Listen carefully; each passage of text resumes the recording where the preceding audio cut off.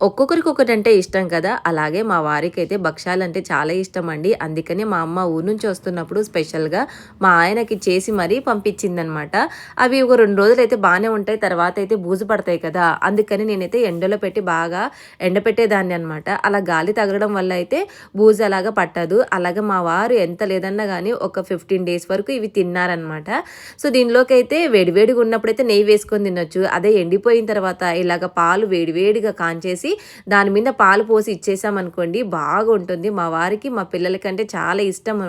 ఇంకా నేను పాలు కాస్తూ ఉంటే మా బుడ్డోడు చెట్లకి నీళ్ళేస్తూ, మా ఆయనేమో ఇంకా పిల్లోడిది కొంచెం సైకిల్ రిపేర్ ఉంటే అది చేసుకుంటూ ఉన్నాడనమాట. ఇంక మార్నింగ్ అయితే ఇలాగా బ్రేక్‌ఫాస్ట్ లేనప్పుడు ఇదే తింటాడనమాట. కొంతమందికి ఒక్కోటో పిచ్చి గదా! మా వారికేమో ఈ భక్ష్యాల పిచ్చనమాట. సో, ఇంక నేనైతే ఇలాగే తింటాను గానీ పాలల్లో యేసుకొని తినడం అంటే నాకస్సలు ఇష్టం ఉండదు. సో, మా ఆయన, మా పిల్లలిద్దరికీ తినిపిస్తూ ఆయన కూడా తిన్నారు. మీకు కూడా ఇష్టమా ఇలాగ పాలల్లో అద్దుకొని తినడం? కామెంట్ చేయండి. Bye bye.